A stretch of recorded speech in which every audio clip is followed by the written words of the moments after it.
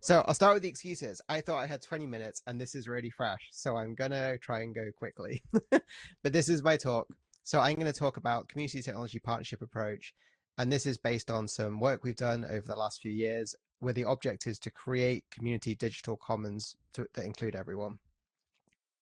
So I'll start by talking about the problem I'm trying to solve. I think a lot of these have been talked about today, but just to kind of sum up, I think what we've really seen the last 10 years or so is billionaire technology being a thing, technology controlled by a very few incredibly wealthy people that's massively disimpoverished everyone else. I think this has got all these knock-ons that include things like, I think most of all disempowerment. So a really big thing we found in all of our field work is everyone telling us, I'm not a tech person.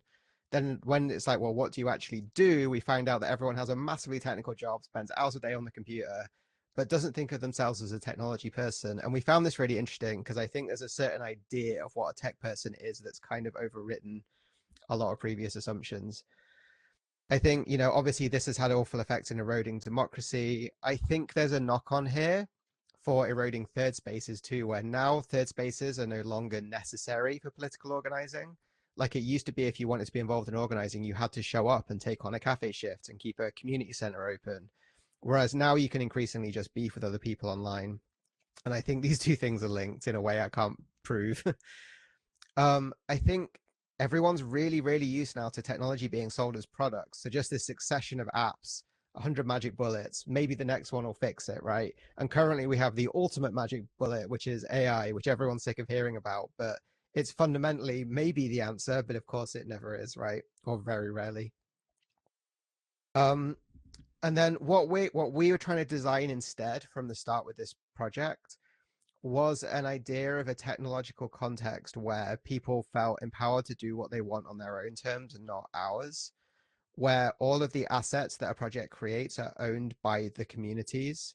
I think this is quite natural for open source people to think about, but I think a lot of people just don't really think about things like server space or hosting or, community ownership, this kind of thing. I think a shared understanding of what a society looks like. So I think for me, what technology is it's a way to make a desirable social outcome easier. Now, the outcomes that have been made easier by corporations are about wealth extraction and data extraction. I still don't think we have a great consensus on what this society we want to live in looks like. And I think we could work towards it and be more specific. For example, I'm involved in trans politics. I hear a lot about trans liberation, but when you ask people what that actually means, it can get a little bit vague. And I think we could do better here. And then I think, yeah, just finally, these three on the right are kind of linked. So I think right now, digital sits alongside social products. It feels like all the tech stuff happens in this silo away from the actual work on the ground and not integrated like other things are into normal community development processes. And this has resulted in kind of a breakdown. This is because of the breakdown of trust between developers and everyone else that I feel is quite palpable. Like people don't really trust tech people because of what Silicon Valley's done. And then what this means is we don't really have local circular economies, and this is what we're trying to build. So a little bit about me. I'll do an audio description. My name's Kim. I use she and they pronouns. I'm a white trans feminine ADHD disabled person. I live in Manchester in the UK, which is in the north of England. I've got like split black and pink hair, and I'm wearing a stripy pink top. I broadly draw on these three areas of expertise to build this along with colleagues.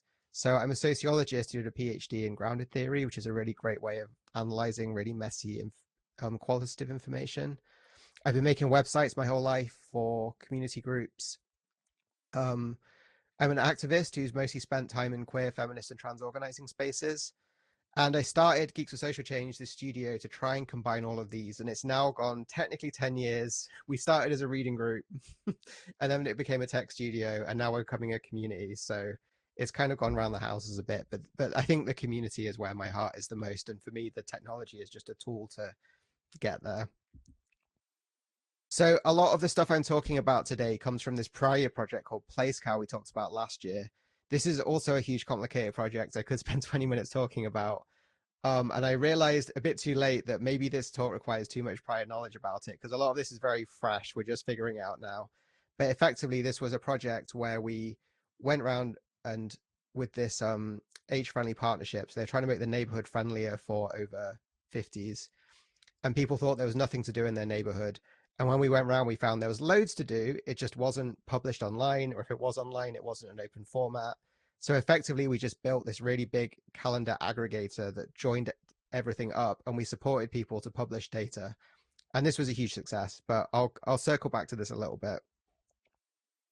And yeah, and so what this talk is I'm talking about what we've realized is it's the approach that is perhaps the really interesting thing, and why we've been able to not been able to scale it so much yet. So I'll start with talking a little bit about how tech's commissioned now, which and I'm talking here at the community level, sort of organizations commissioning tech for between about say 1 and 50K GBP. So what tends to happen is clients write a brief, they do their best. It tends to look something like someone shared a Google Doc in the office and everyone's put in their dreams. It goes out to tender, and everyone's decided we're going to buy a tank. That's how I think of it. So then studios will like look at it and go, do you really need a tank? Maybe we're in a city, maybe just a really big 4x4 would do, right? But never can you have the conversation where you're like, maybe what you want is 20 bicycles, or to use what you already have, or to repair the thing in the backyard. I hate how useful car metaphors are. But we're always working from the perspective of we have to build something new, and that can't change because we've just written a brief and we've done this whole tender process. And what this means is very often that the product launch is the first time anyone can actually really interact with what's built. And then after this, projects enter a kind of support phase, which I found in the community world never seems to really exist. But the actual point where it starts being used from then on is sort of, it's not really seen as a design phase. It's seen as a annoying thing we have to deal. Oh, now we have this hosting charge forever. Great. And I think as a result, a lot of tech projects have this kind of actually don't have very good social impact IMO. So how our approach works is this is the big zoomed out thing. I'll go into it in a bit, but I think the main point is traditionally tech build projects only really consider these right two boxes, the project curator and the project designer. And what we're trying to do is build a broader scope of where these projects sit within a wider ecosystem that has a shared theory of change and research process. So I've written a blog about this, which again breaks it down more. But I think so our step 1, 2, 3 instead of starting with the technology, we start to identify where there's a potential for a shared win. What's the ecosystem people are working in? Who's engaged in that work? What resources already exist? And then from that, we want to develop a partnership of interest in place. So someone said a thing I went to last week, you need to build teams, not products. Because if you build a product, as soon as the product's finished, everyone leaves and it falls over, right? You need teams. And the only way you can do these cost effectively is to work with the people who are already working with the problem in the area they're in. So often this is things like community workers, community nurses, link workers, NHS, these kind of things. We need to find where there's common problems, and then find out, is there like a lot of little things that would support everyone? Like how can we make better, how can we make sense of what we already have? And then from this, we can start to develop a shared commons as a creative partnership. So we're trying to improve things that already exist, commission things as a group that address shared goals. And through doing this, we can really start to de-silo individual institutions and develop organizations that can start to build these, all these ideas of shared resources that we need. So I'll give you an example. So this is one that we've done that's like a live project. We did that's from our launch party. So Gendered Intelligence are the biggest trans charity in the UK, or certainly the trans-led charity, but they realized they didn't want to get bigger and bigger and bigger. Well, every mutual aid grassroots group has literally zero money and is doing the cliche, passing around the same £20 note. So instead of this, we started by working out what was there. We did a poll on Twitter and found the median groups people knew about was 3. And actually we found about 50, and this has blown everyone's mind. But like step 1, what already exists, and this was already way more than people knew. We then offered each group some hands-on support and care. So we supported all of them to publish however they wanted, with whatever platform they wanted, just as long as it had a JSON feed, an iCal feed, some kind of open data feed. And then we invited them all to a party, which was that first slide. And we've not quite leveraged this as much as we can, but we're now in a position where we can do work as a network. And then we made this trans dimension website based on our PlayScale tech, where we basically built a whole lot of branding. We've got one website where you can go and see every event happening in London and now Manchester across 30 different groups, all in one place. And then we were able to find some follow-on funding to give these groups a little bit of money. And for example, we found out that a shared goal that everyone's facing is there isn't enough affordable, accessible, and trans-friendly space. I mean, there isn't any actually. Everything's a bit sketchy. So that's now a thing we can go on to start campaigning about as a group to bring people together. There's me presenting it.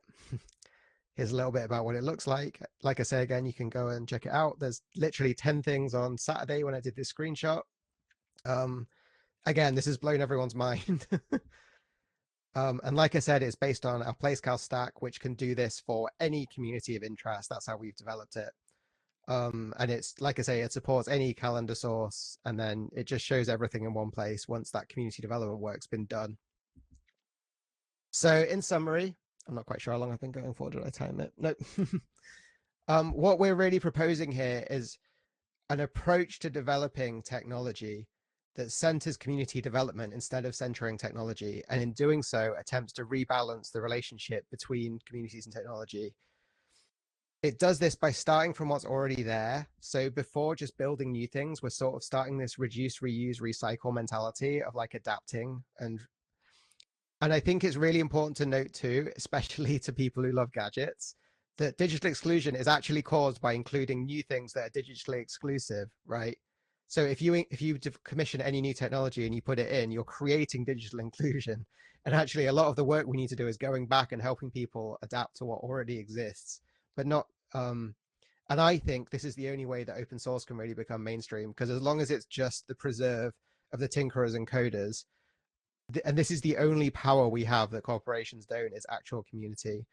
And then finally, I think a real hyper-local focus helps here, because it means we can start to measure our project impact in terms of social impact and not things like clicks and all this sort of stuff. So I've probably gone incredibly fast. I know this was quite detailed, but I've got a couple, and it's all quite fresh. I think that's the main thing. We spent a lot of time working, and now I'm really in the thinking stage. And I think in 6 months this will be mega clear. But I urge everyone to sign up to our our blog newsletter, where we're now trying to talk about the process of developing this. And we've got a Discord, and you can like check us out on socials, and you can read more about this approach if it appealed, slightly slower and in more detail on your own time. So thank you for having me, and I hope that made some sense.